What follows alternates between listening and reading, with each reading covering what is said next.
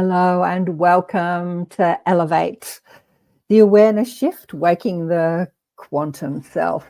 Today on the show, we're going to talk about attachments and vibrational spheres. It is actually how we operate as a human being. Well, actually how we operate in all dimensions. But it's going to be a fun show. And Kristin is with us in the studio. Hi, Kristin. Hello, hello. So fun to be here. Great to see you again. Just going to fade down that beautiful music. Thanks, Carolann, for the music. She gave us the music for the show. We haven't got an intro for the show yet. Who's online waiting? Thirsty. Hey, Thirsty. Hope you enjoy the show today. It's going to be a very informative one. Okay, so today's show is about attachments. A lot of people, some people don't even know what attachments are, but there is this common idea that attachments are, I have a negative entity or a demon or a soul that has attached to me, my energy field, and is sucking the life out of me, or it is making me feel bad, or it's making me do things that I don't want to do. You hear about it when you like horror shows and people that are mass murderers and people that say, it wasn't my doing, something else made me do it. So in the collective, in the sort of conscious collective or the unconscious collective, that is what most people understand as attachments. And a lot of people think, oh, have I got an attachment that I can get rid of? Can I find somebody to get rid of my attachments? But the conversation is a lot bigger than that story. That is just one aspect of what people think attachments are. We're going to go into exactly what it is that attachments are. What do you understand attachments are, Kristin? Well, it's shifting and changing as I study and pay more attention to themes like attachments. And as I go through life myself, and then also I'm an energy healer, I practice Reiki. So I deal with the sense that people have attachments and things like that as well. So I'm excited for this conversation. So, yeah. Yeah. Well, the thing about attachments is that we're all attached to something. We touched on it last week on the show, or this week on the show with Des de Zuckerman. We were talking about the energy field and the sacred anatomy, the anatomy of the energy field. And she talked about them as, there's Alison. Hey, Alison. How are you? Oh, you put that up. Sorry. Yeah, we're learning how to let you do it. Chris is here to help me navigate all the comments and everything, and I'm so used to doing it all myself. I've got to let go of control. But we touched about it where she spoke about, we did a little exercise at the end, cutting all the ties that we go out into life, and we create these attachments, vibrational attachments to everything that we're engaged in. Everybody is holding an energy field and it's vibrating. Last week on the show, Desda was talking about it. It was the electromagnetic field, which is over covering the sacred anatomy, because there's this sacred energy field, which is your soul and all the different aspects of your soul. And then there's the electromagnetic field, which is attached to your emotions, your ego, your desires, your wants, and the energy of the universe. So when we're interacting with anything, we're forming alignment, energy alignments. So I wanted to go over what attachments are today and how to recognize them and how to change your attachments to energy vibrations. And there's never a better, I'm going to talk from the book, the team books. Let me bring up, let me do a share screen. So Frances Ray Key, who I've had on the show many times, and I keep saying I've got to get her back on the show. There she is, beautiful Frances. She, in 2010, after her mother died, she connected with her mother on this other side and was having a conversation and started to write it down. And that conversation went on for about 3 months, where she had this incredible download of intelligent information. And it turned into 4 books called the Team Books. The first one is called The Team, A Mother's Wisdom from the Other Side. So we spoke about this last week, Kristin, when talking to your spirit guides. She was talking to a whole team of intelligence, a stream of infinite intelligence, if you like. But at the beginning, she thought she was just talking to her mother, but actually she was talking to a whole team. So what I'm going to talk about today comes from book 2, The Team, A Mother's Wisdom from the Other Side, book 2. And that is vibrational spheres. And you touched on that last week and talked a little bit about them. So I think it's perfect you're delving in today. I think it's perfect. The first step in this conscious approach, this is a quote from the vibrational sphere chapter in book 2 of the Team book, is to be aware that everything you encounter throughout the world is actually a vibration masquerading as an event and is posing an invitation for you to join it. So everything in life is a vibration, and it is let's get rid of that. It is asking us to join it. So attachment, whether it's a negative entity, a spirit, or some people call it the demonic energies. We were talking about this, I think, off screen last week. You and I were chatting about alcohol and alcoholics, because we were talking about the Shirley MacLaine. That's right. I shared the Shirley MacLaine story where I was presented with a glass of liqueur and in another dimension. And I said, can you get drunk when you're not in your body? And we were talking, and the message that Shirley gave me was, you can't actually get drunk, but you can remember the sensation and you can recreate it, because everything is vibration and thought. It's not the same sensation as being in a physical body and having that physical experience, but it's close. And a lot of people who have died, if you like, have left their body and were alcoholics and really like that sensation of the physical drunkenness, they can attach to people who drink, and they can urge them to drink more. And maybe this is why some people become alcoholics, and they say they feel like they can't control it. It's out of their control. And if you remember, and it was in our conversation afterwards, I shared about this guy that I was dating, and I didn't realize that he was an alcoholic. But I'm an empath, and I would feel these beautiful feelings, like swirly, happy, lovely feelings all through my body. But then I realized at one point that he had left the room and had a drink and came back, and I picked up on it. You picked up on it. And I said, oh my goodness, did you just have a beer or something? And he did. And it clued me in, because I didn't get that feeling when I'm drinking, and I get that kind of heady, cloudy feeling, or that tightness, kind of gunky feeling in my throat. I just felt the elation. And so it totally made sense, these attachments that would want to attach to my body and cause me to drink, because they're maybe not feeling the negative part of it, just the good part, because that's all I was picking up on. That's all I was empathing from my friend. Right. Yeah. And there's also a vibrational sphere of that same experience. And so we are interacting with what the Team books called, before I read the Team books, I used to call them thought forms. Like a thought creates a form. It's a literal form that we can tap into. It's almost like it's an energy vortex, and we energetically can plug into that energy vortex, and that energy vortex feeds us, and we in turn feed it. And this is what it says in the Team books, the same thing. That let me just see if I can find. The spheres are not to be thought of as something belonging to another dimension, she says in the Team books.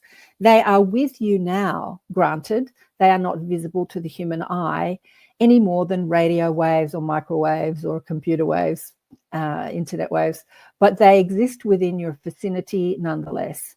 They vary in strength, quality, and degree, and are a direct reflection of every point of consciousness in existence. As a result, there exist spheres of love, anger, kindness, violence, forgiveness, peace, conflict, fear, mercy, joy, and every other possible form of energy you can think of, each one floating like a gigantic bubble, she describes it, like a gigantic bubble. I remember reading this years ago and thinking about this because I thought of them as thought forms, which was more structured, but then she describes it as a gigantic bubble of energy, and with unique shapes and sizes between all dimensions, oscillating at different rates of speed and thereby emanating a certain tone or pitch.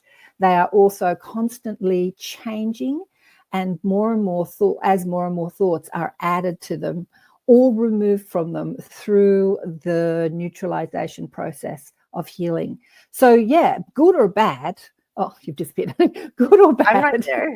She's playing with it. This is what I normally do. It's so nice to have somebody else to do it, but I've got to let go of control. Let go of control. Good or bad, the spheres that you plug into, if you like, you change that sphere by your participation in it, and it changes you by, feeding you. As I say, it's a two-way feed. So attachments are not just negative. They're everything. Like, we are entangled, quantum entanglement. We are entangled with each other. When we're at home, we're entangled with our home, what we think of our home. We're entangled with ourselves, what we think of ourselves. Like, thought is vibration, and vibration entangles and forms attachments. And what did she call it yesterday? I'm trying to think of the word that, because when we did the exercise at the end of the show last week. I missed it. I don't remember. Anyway, we did an exercise. She brought in Archangel Michael to cut all the ties. So ties can become attachments. If you can sort of tune in, if you like, to a vibrational sphere or delve into a vibrational experience. And if you're not holding a thought form that is in alignment with it, like a subconscious thought form that is in alignment with it, you can just play there and leave. But if you're holding beliefs about life or yourself, and then you attach to it, like you might watch something, you might see someone in the street, maybe, I'm just getting a visual, hurting a dog. And if you're a really like righteous person and you get really upset about it, you might go up to that person and yell and don't speak to the dog like this, blah, blah, blah, blah, and then go home and then stew on it for hours. So in that, you've like attached to the sphere of violence or aggression or unfairness, and it's active in your vibration and it's feeding you and you're feeding it. Don't you know that, when you do get upset about something and then you go home and you stew about it and you want to let it go, but you can't? Have you ever felt that? Oh yeah, definitely. Well, yeah. Well, I so just go, Karen. Go on. No, go on. Well, I was just going to say, sometimes, something simple happens, somebody puts the milk carton back empty, or somebody cuts me off in traffic. And most of the time I've practiced this. And so I sit in like, oh, geez, whatever, no big deal, moving on. But every once in a while I get really caught up in it. And it gets, and I think often when it's in traffic or out in public, I'm picking up on the irritation and aggravation of everybody in traffic that day.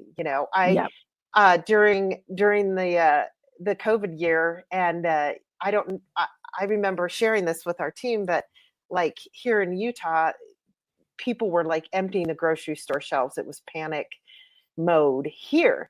And I was just going to the grocery store to get regular items, and I would walk in and I'd be like, oh, I could just feel it. And then I'd start to go like, do I have enough toilet paper? What if toilet paper runs out and I don't have toilet paper and I have to, oh my gosh. And then I'd go, wait a minute, this is not how I usually feel, because I've been working on it and practicing this for a long time. So I did have to disengage, and I don't like to walk around the world shielded like some people talk about, shielding myself from everything all the time, because I feel like that comes from fear. Do you know what I'm talking about? Yeah.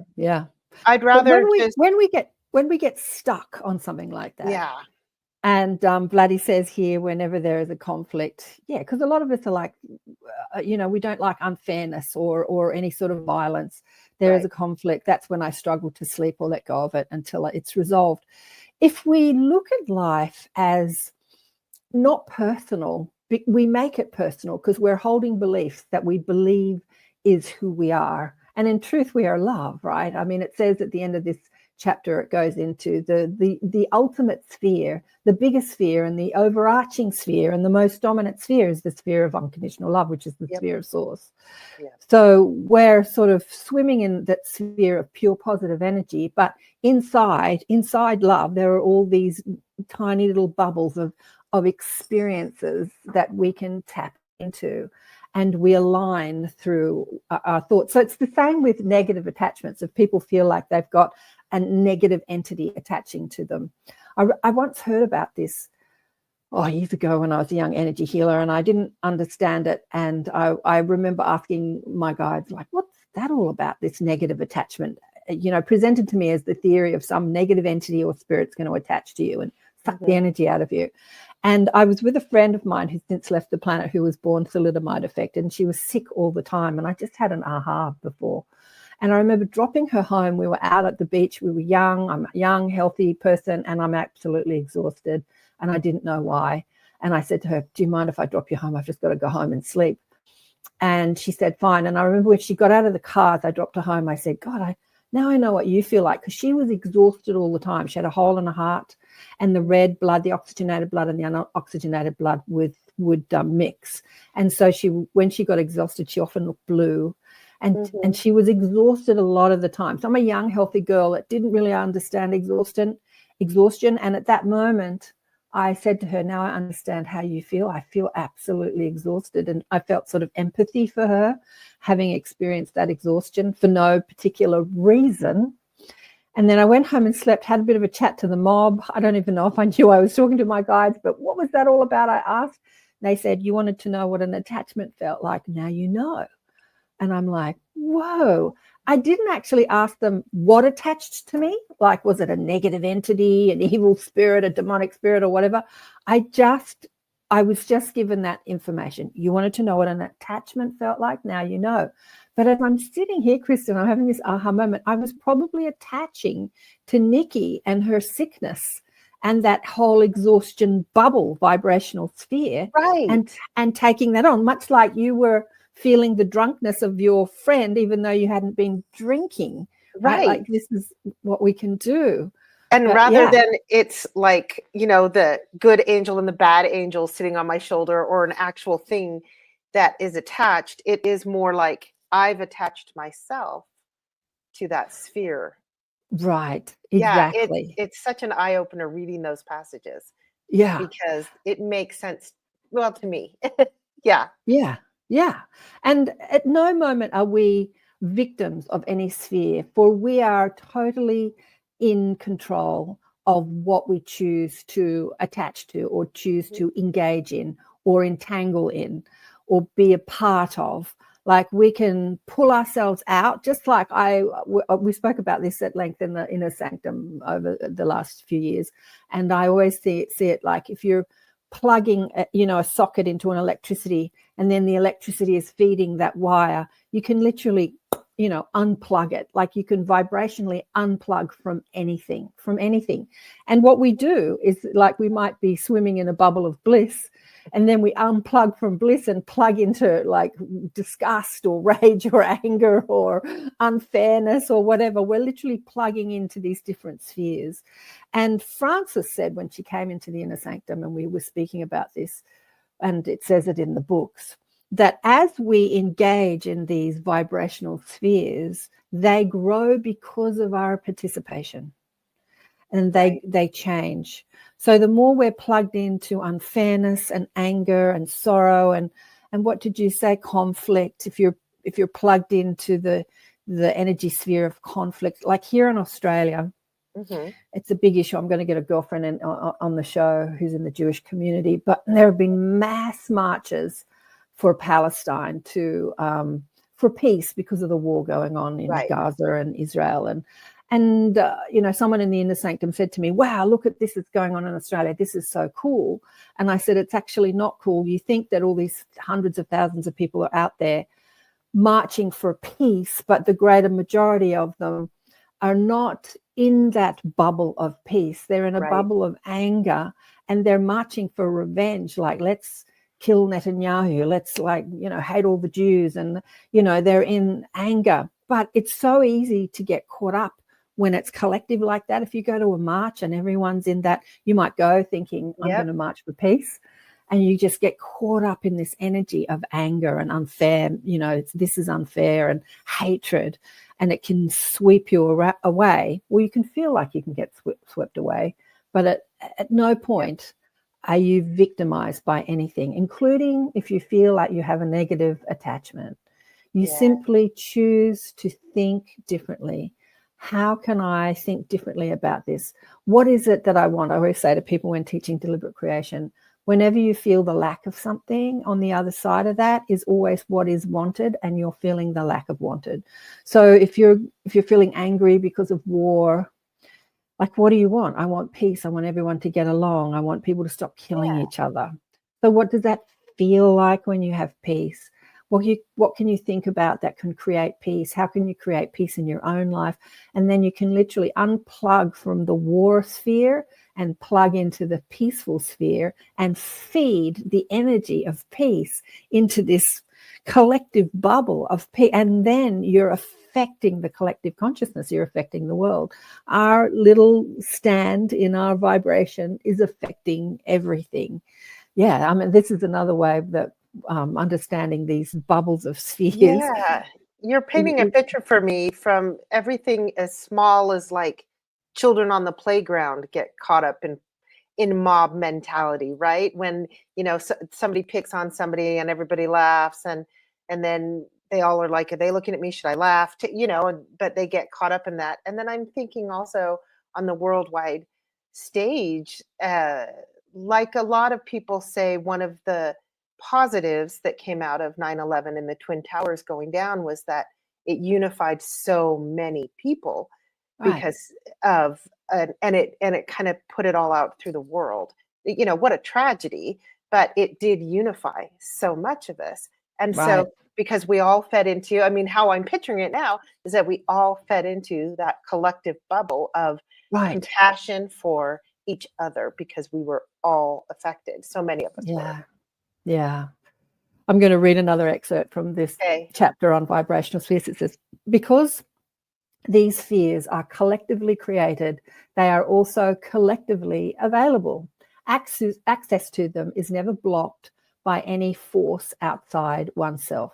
As long as one is available to calibrate one's frequency to match them, their bounty is freely flowing to everyone. So this is her vernacular in the book, but as long as you're available to feel deliberate in how you think and feel, I would say, they're bounting, whether that sphere is that sphere of bliss or love or peace or whatever you're looking for, while you deliberately change your ideas of the world or yourself, or, look for the good, their bounty is freely flowing to everyone. We are all magnetic entities, and so we are constantly linked to some degree with a kindred sphere of similar energy to our own. The type of sphere you are connected to changes with the tides of emotions and level of your spiritual sensitivity and you are experiencing at a particular time. However, you may choose to consciously participate in this process rather than simply follow it by instinct, and in the process learn two important things: how to gain stability in your connection to these spheres and how to upgrade the quality of the sphere that you join. She says here, the earth is crying out for this stability, and so your spiritual team, is urging you to take hold of this great concept, understanding that collective consistency of alignment works to create shields of protection, both personally and globally.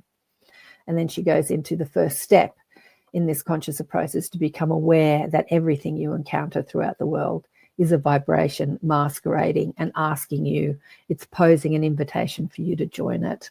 This means that every conversation you have, every physical interaction you participate in, every sound, this is her words, you hearken to, Every visual stimulation you focus upon, every idea or opinion that you consider, every person you meet in your life is presenting you with the option to unite with the vibrational sphere to which they are attached or not. In other words, you are surrounded at all times by vibrational invitations, masking as things, people, and situations. It is your assignment when presented with these options to make a conscious choice to whether or not to align with the energies at hand. So what does that look like in daily life? You're watching something that you disagree with. It might be war, it might be children being bombed senselessly, and you're all up in your upsetness. In that moment of being upset, to consciously align with something is to say, I don't need to feel this way, and feeling this upset is not helping that situation. It really doesn't. It's like when people are in grief. Grief is like when you and Carolann were on Elevate, the two of you were talking about death and grief. Like grief is a huge vibrational sphere. It's absolutely massive. And so many people are plugged into it, and we have a choice whether to be there or not. I remember when my father died, my two brothers, well, three of us actually went to another city because he was in a hospital in another city, to say goodbye to him.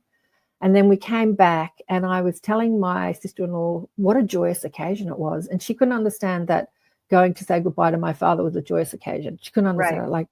And she questioned me, why is that? Why was that? So I said, well, never before have all of us been together without our partners, like all the brothers and sisters, the siblings being together.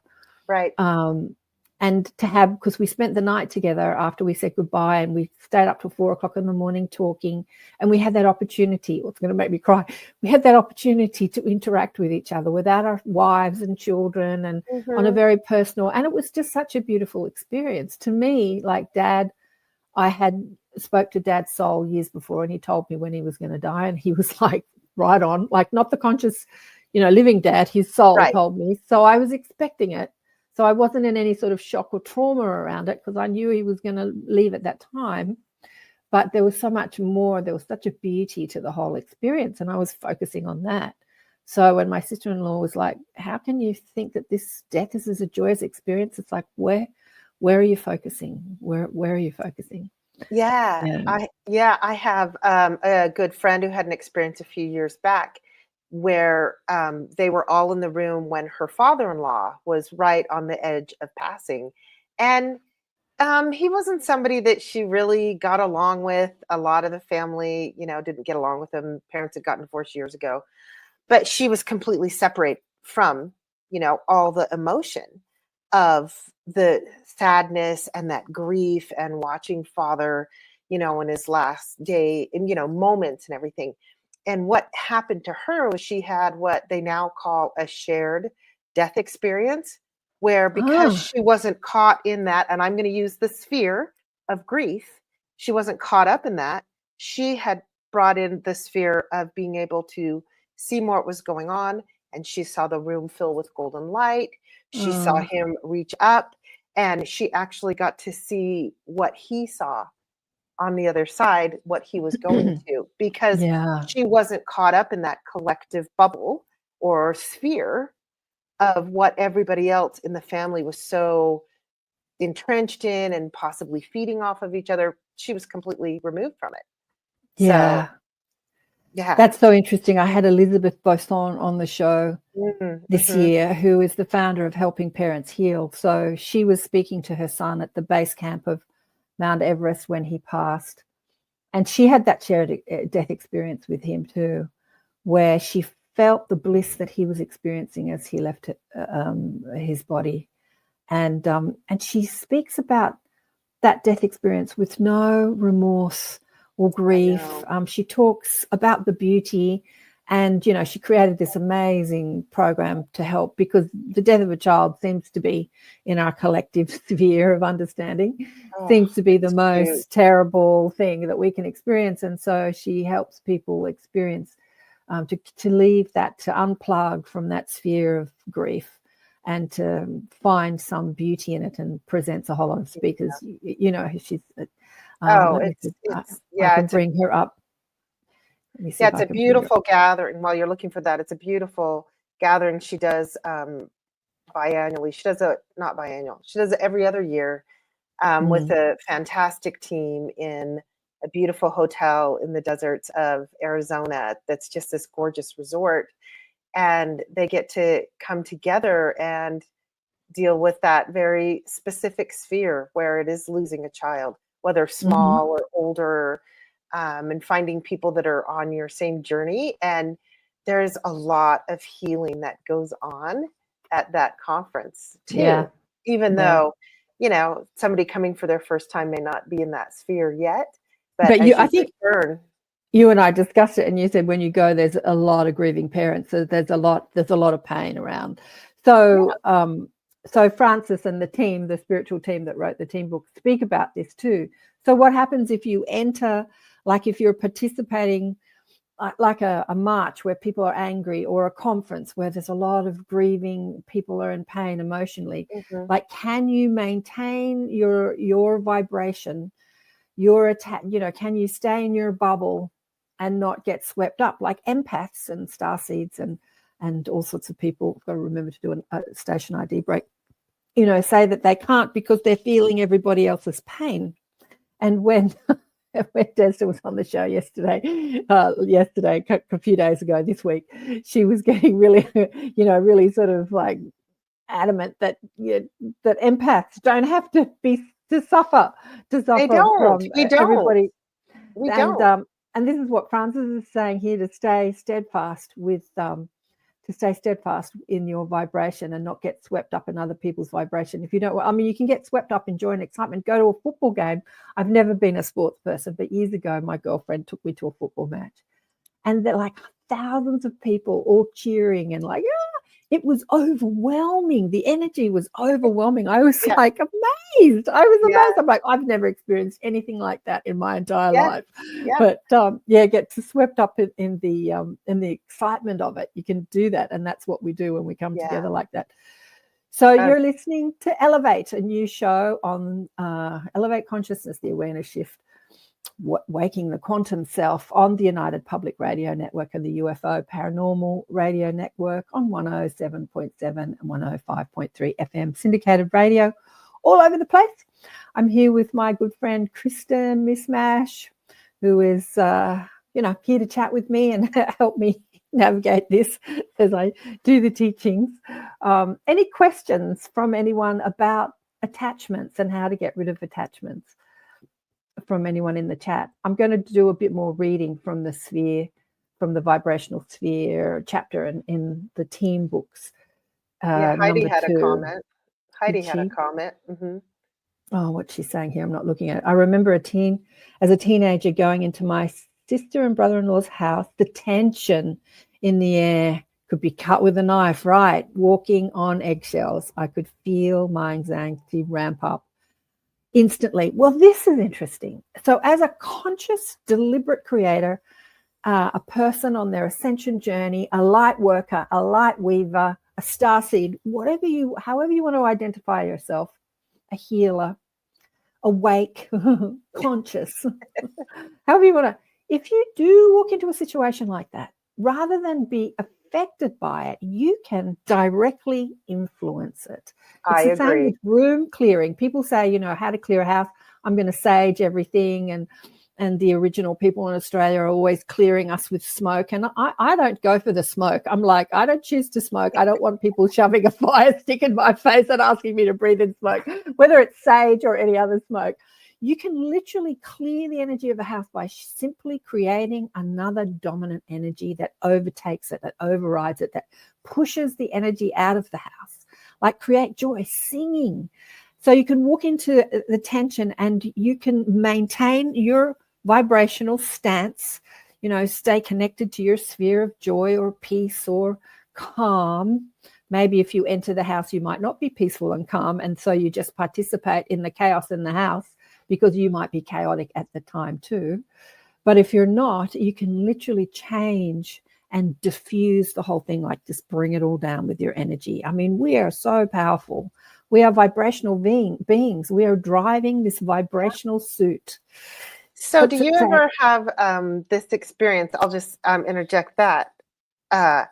You know, I am known for the one to bring the calm, right? Like I run these events and I walk in and I can calm things down, or it's something that I emanate. I feel like I'm putting that sphere out there. I didn't know I did it until I got feedback constantly. Nice. Yeah. But sometimes you walk into a situation like Heidi and her sister and brother-in-law's house. Like, have you ever felt this, Karen, where you walk in and you bring in that higher vibe and it kind of irritates those people? Oh, yeah. Absolutely. I was doing a personal growth. I was doing a personal growth course once as a young girl, and there was this old lady there that just hated me. I was really happy and joyful and excited to be there, and everyone was like in their misery and they're trying to get out of their misery. But I had joined it. I mean, I had still had misery, but I had joined it out of curiosity and wanting to know how to help and how to help myself and how to help others. So my intention for being there was more learning than to overcome my problems. So everyone's there trying to overcome their problems and they're all sitting in their misery. And I remember at lunch, I was just feeling the bliss and the joy, like I was just expanding and just tuning in, plugging into a vibration of excitement and joy and love, and feeling connected to everyone, like I just loved everyone. It was just really helping me. Mm-hmm. And I was sitting at the table at lunch and there was this lady sitting opposite me and she was just like firing insults at me. And I just told her I loved her. And she got so angry. She started screaming and yelling, and one of the facilitators came over and said, "What happened?" And she's pointing at me saying, you know, how horrible I was. But what I had done is I had told her I loved her because I had maintained my vibration. I was so excited, but it totally rocked her and upset her because she was inside her vibrational sphere of tragedy and upset. And yeah, it was funny when I think about it. I was kind of shocked at the time. And I thought about it like, what went on there? But we were not a vibrational match, even though we were sitting at the same table. It was really interesting. Yeah. I'm going to read again. Has a comment. Shirley has a comment. We can borrow Archangel Michael's sword and literally cut the tension. So. Well, yeah, that's what we did with Desda on ATP. We did that. Yeah, we can do that. So the benefit to understanding this concept of vibrational spheres is that you can become a willing participant in the process rather than an instinctual participant. Stable spheres alignment is the most effective way to help your nation, your community, your neighborhood, your family, and yourself. Like to plug into your sphere that you want to align with and create that default setting or stable alignment. Therefore, she says in the book, I urge you to include visualizations of these spheres in your meditation. Give them a name and acknowledge the presence of the cords that connect you with them. Illuminated shafts through which nourishment can easily flow. So I'm plugging into bliss or joy or calm, and you can visualize this symbiotic, this relationship where you have this energy flow between you and it. You're feeding it and it's feeding you, like these lights of, swirling lights of energy. As you absorb the energy of the sphere, you are envisioning. Feel it filling you, and then overflowing its parameters of your being in the form of vibrational offering, which you return to the sphere. Remember to be relaxed and fearless in this process. It is counterproductive to push yourself into something unnatural, for you will not connect with the quality of the sphere you seek if you do so. Yeah. Oh, where are you? I focused on you for a bit there while you were reading that, because it's so vital to not just talk about these subjects, but to have a tool to leave with something that we can do in our daily lives. And that's why these books are so important. So I love that the shaft and plugging right into it. I love to be able to have that illustration. I would urge everyone to get the team books and read them. To me, along with a handful of other books, a dozen other books, I call them mandatory reading for the person on a spiritual journey. Yeah, to really understand who you are as a vibrational being, because we see ourselves as physical beings and we think action is creating, but actually vibration is creating. And this is another delving into attachments, and the vibrational sphere is actually the mechanics of how we're creating through vibration. Yeah, so last time on the show with Desda, as Shirley said, I asked Desda to do a little exercise with us of what can people do, because we talked about the energy anatomy. And I said, well, most people when seeking healing are wanting to feel better, either physically or emotionally. What can we do to sort of brighten us up? And she engaged Archangel Michael, as Shirley said, and said, to bring his sword. She was asking us to go up and take the sword and bring the sword down and visualize it and to literally cut it. And she did it in a very sort of mechanical way. And as I was doing it, I was thinking, it can actually be a lot quicker than this. This is something that I do in the shower, because we're picking up attachments throughout the day, where whatever we're engaging in, whether it's in the physical, when you're talking to someone, or when you're in traffic, as you said, or whether you're watching a screen, you're forming attachments all the time, attachments to theories, to vibrational spheres. And these little attachments are in your field. If you want to cleanse yourself at the day, what people say, I feel exhausted at the end of the day, like that you've got all these attachments all over you. You can literally clear yourself. So with Desda, she was cutting all these attachments off. But you can do that by cleansing your body with light energy, white light energy, or gold light energy, or do it in the shower, to not just shower your physical being, but to bring light into your energetic being and just clear yourself of all the attachments, like cleanse your auric field, cleanse your field of all the attachments that you've picked up throughout your day, throughout your life. Yeah, you can do it the speed of thought. You can do it at the speed of thought. But the way we did it with Desda was, do it this way, do it that way, do it. And for the kind of linear, the ego mind that's based in linear, it's quite good to have that instruction. Right. Do this, then do that, then do this. But it can be a lot quicker for all those light workers that are here. Yeah. Well, I mean, we, how do I say this? We have imaginative minds. Yeah, that's a really good question, Leslie. I wanted you to answer that, Karen. I think you say all four. Yes? Well, the team books is, it's book 2 that I'm reading from. I would get all 4, definitely. But the book that I'm reading from is book 2, and the chapter is called Vibrational Spheres. Let me just bring up the books again. She touches on them in book 1, and that's the only one that I've completed from beginning to end so far. So what happens? What happens in book 1 is that she goes over everything that she covers in book 2 and 3. The 4 is a bit more beyond, but she goes over in smaller detail. She covers everything in book 1, but then she explains it in more detail in book 2 and 3 and 4. And in book 4, by the time she, where am I? I'm just looking. By the time she wrote or downloaded book 4, she realized at this point she wasn't just talking to her mother.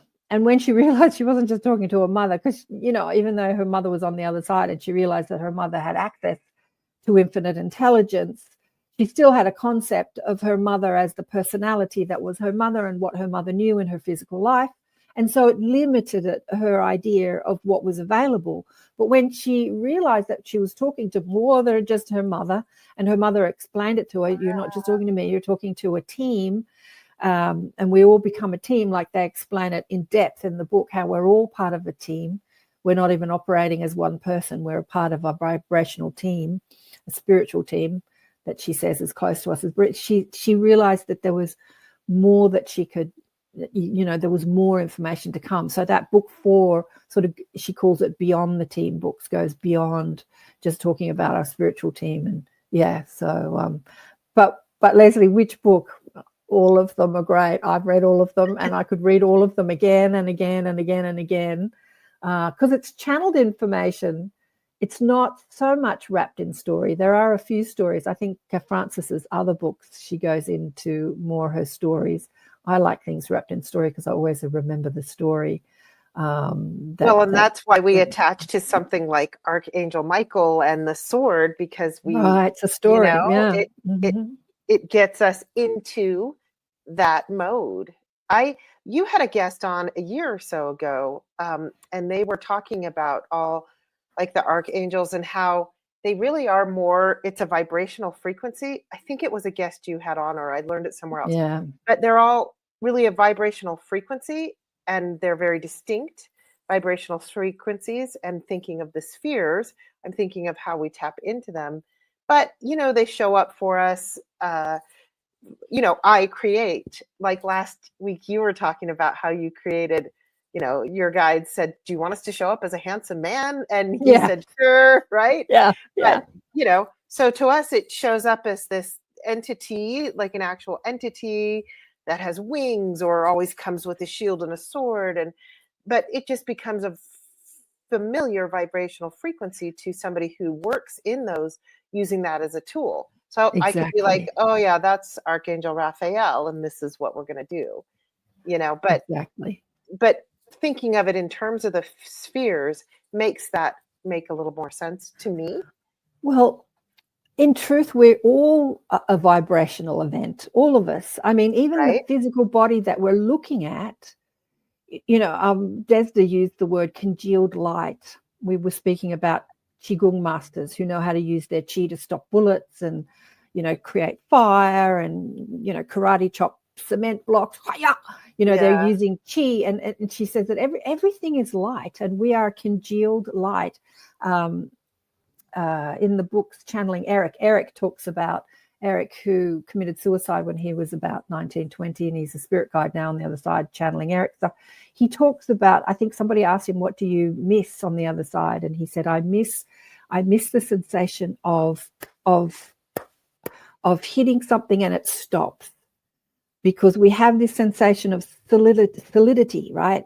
So we can clap our hands, we can touch a wall, we can hit the desk, we can, it's solid. And when you're in spirit, it's subtle light, so you don't have congealed light. But the whole reason we have this sensation of solid is just the frequency of energy, and it's congealed light. And it's actually not solid, but we have a sensation of solidity. It's so fascinating. Everything is energy. Had a bit of an aha moment when I was speaking to Desda this week. She was showing us the energy field and what the soul looks like, and it looked like an opal. And she was showing us these colors. And I said that Howard Storm, when I had him on the show, who had a near-death experience, he had that hellish experience. And then when he called out to God, because he was an atheist before he had the experience, and so I think his spirit guides were giving him this sort of like hellish experience so that he would cry out for a God he didn't believe in, which he did. And then he was talking to Jesus, and he was seeing these angels, and he said he saw these magnificent, luminescent, colorful spheres, and they called themselves angels or archangels. And they said, we can show up as a physical form. Would you prefer that? And he said no, because he was like hating humanity at that point. Yes, he was. He's like, I don't want to see human. I want to communicate with you like this. And he said the closest thing on earth that he's ever seen that came close to what he experienced these angels look like were opals.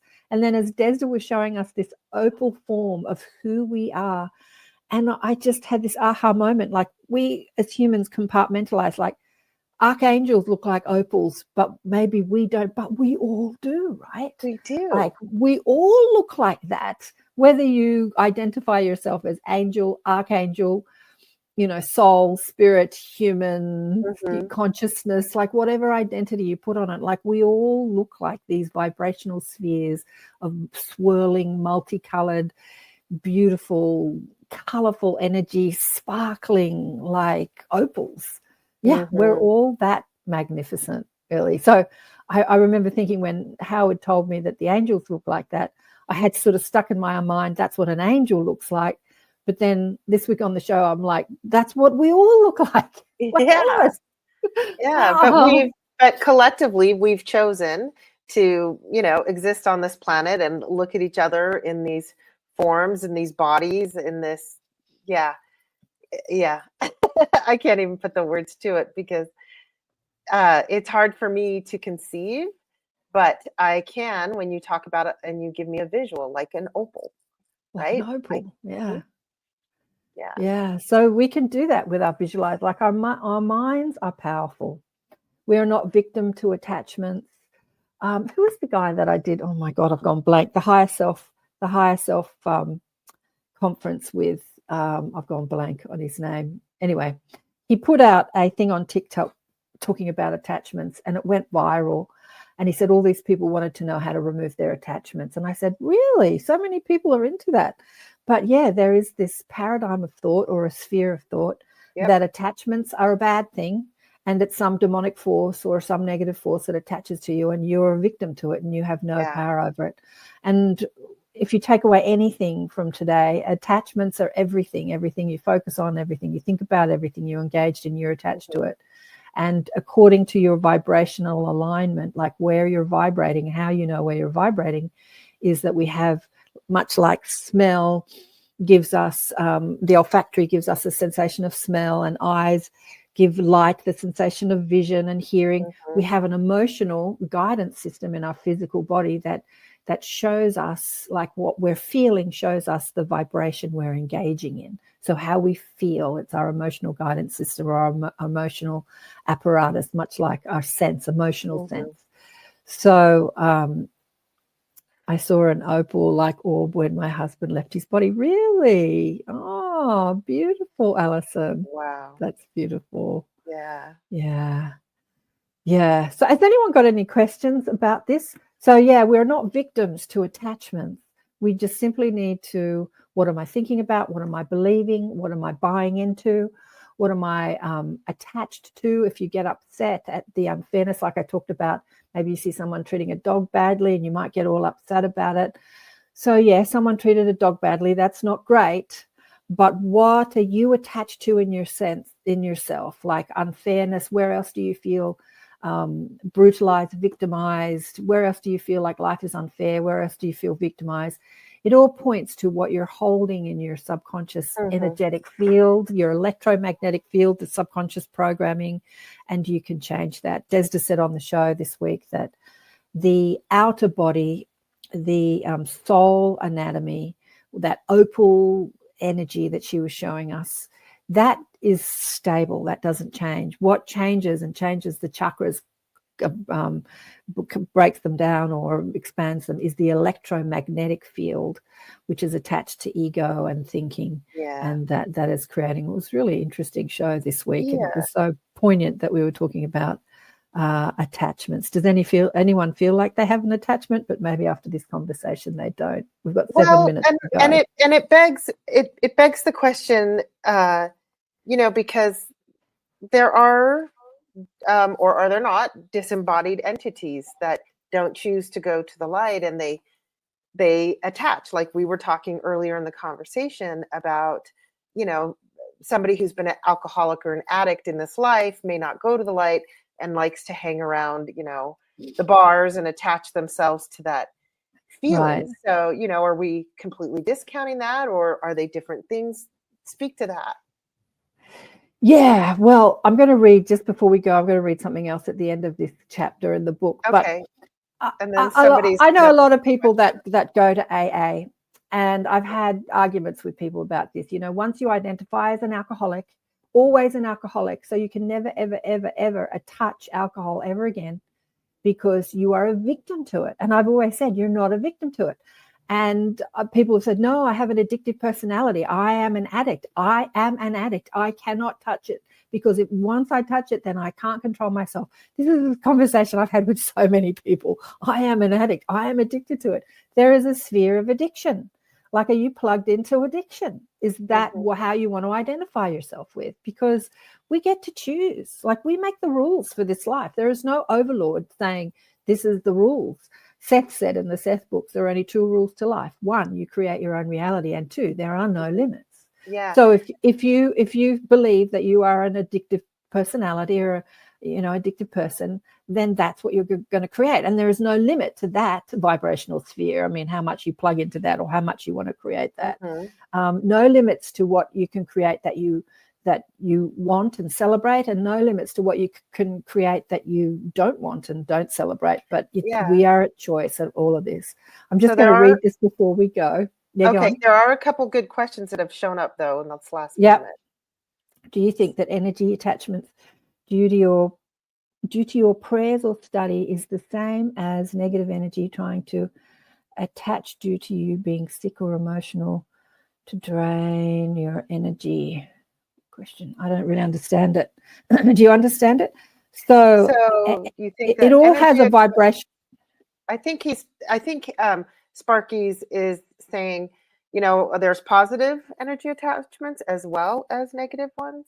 There's positive and negative. Yeah, we covered that at the beginning of the show, Sparky. But yeah, energy attachments are both positive and negative. Most people only talk about them in the form of negative. I've got an attachment means negative. It's like when people talk about emotional.